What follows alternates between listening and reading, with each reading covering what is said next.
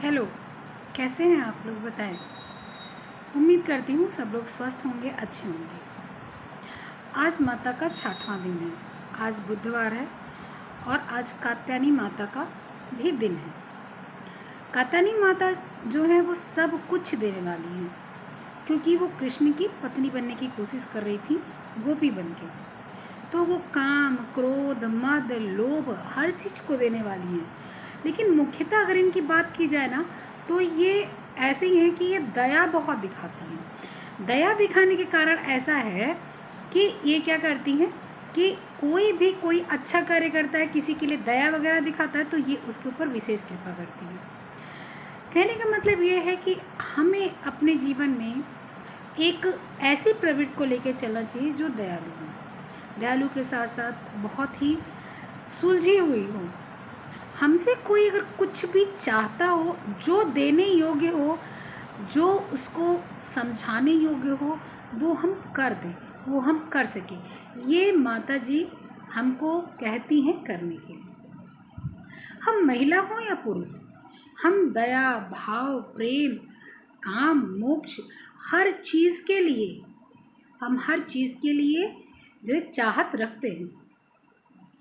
हमें दया की भी भावना चाहिए होती है। कोई मुझे देखे, मुझसे प्यार करे, मेरे ऊपर दया करे, ये भी मुझे चाहिए होता है। और कोई मुझ पर प्रेम करे, ये भी मुझे चाहिए होता है। हर व्यक्ति को ये चाहिए ही होता है, वो इसको चाहता है।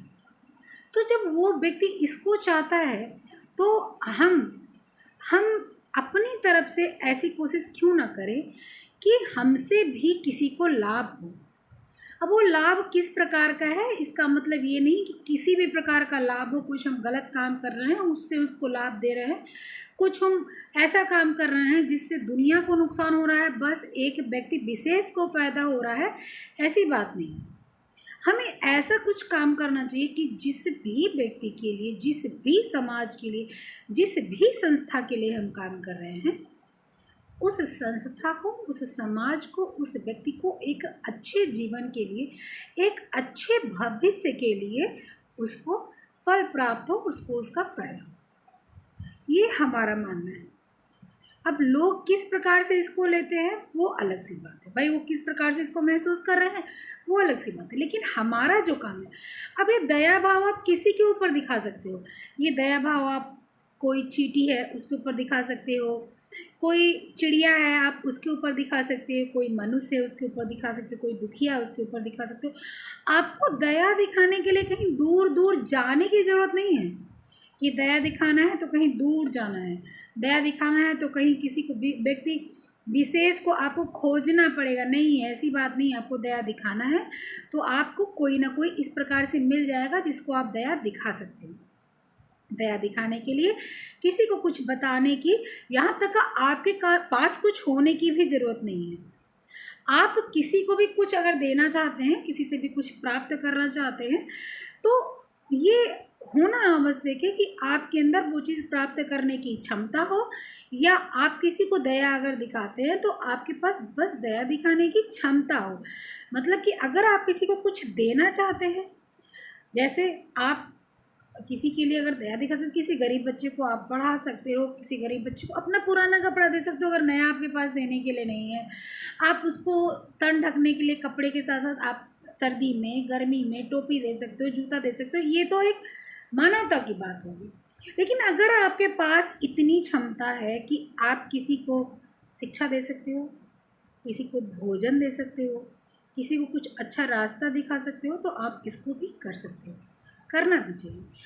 कोई व्यक्ति जिंदा हो, पैदा हो और मर जाए, उसके नाम पे कुछ लिखा ना हो, तो ऐसे जीवन जीने से, ऐसे जीवन को प्राप्त करने से मेरे ख्याल से कोई ऐसा बहुत विशेष लाभ नहीं होता है कि आप पैदा हुए, अपने ही परिवार के लिए आपने जीवन भर गोल गोल चक्कर लगाया, और इसके बाद अपने ही परिवार को आपने चक्कर लगाने के बाद में खिलाया पिलाया, उसी से झगड़ा किया, उसी से लड़ाई की, उसी से प्यार किया, उसी से व्यवहार अच्छा रखा, उसी से आपने अलगाव करने की स्थिति बनाई, उसी से आपने मार पिटाई सब कुछ की, और आप उसके बाद लास्ट टाइम में चले गए।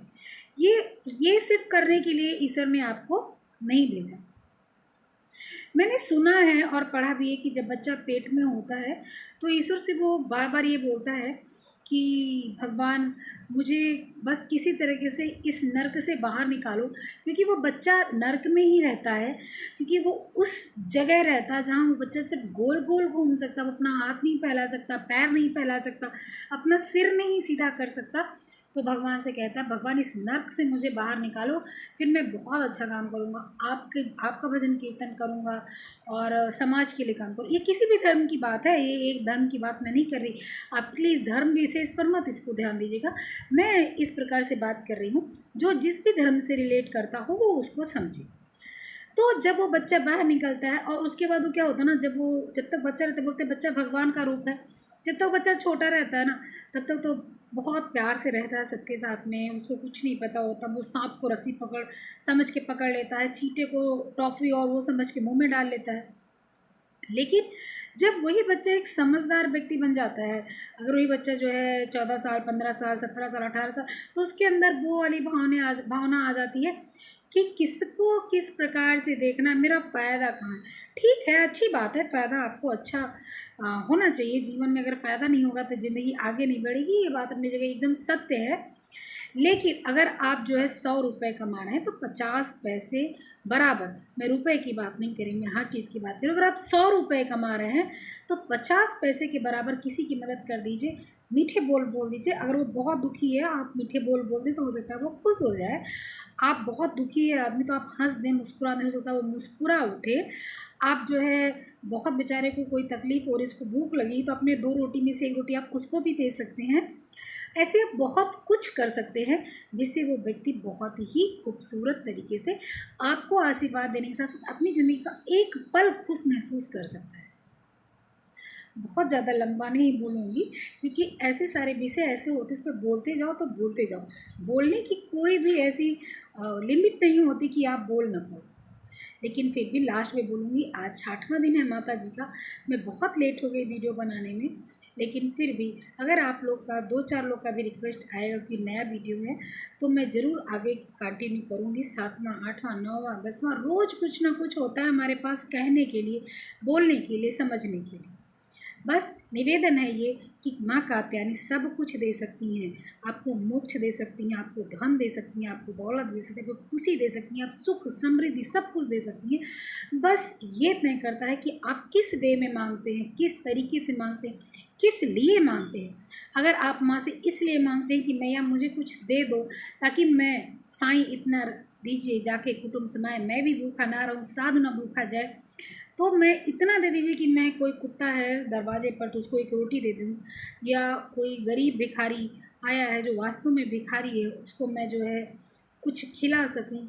इतना आप मांगते हो, यकीन रखो अगर आप किसी को 1 रुपए देते हो, किसी भी धर्म की बात है, अगर आप किसी को 1 रुपए देते हो तो आपको लौट के वो 10 रुपए में आता है। तुरंत नहीं आएगा। आप कोई भी अच्छी चीज़ करते हो तो आपको तुरंत नहीं उसका लाभ होता है, आपको लाभ होता है थोड़े दिन पर। आपको दिखेगा तो आपके चेहरे पे, आपके परिवार के, आपकी माँ बाप भाई बहन पति पत्नी बच्चों सबके चेहरे पे दिखेगा, आपको फील होगा हाँ मैं किसी की तो वजह से आज यहाँ पर हूँ, इतना खुश हूँ। तो बस इसी के साथ अपना ख्याल रखिएगा। और दुर्गा नवरात्र जो पूजा चल रही है उसका 6वां दिन है। माता जी से प्रार्थना है कि मेरे साथ साथ सभी लोग खुश हो, अच्छी सोच रखें, अच्छा भविष्य अपना बनाने की कोशिश करें और थोड़ा बहुत मदद दूसरों को भी करते रहें। जय माता।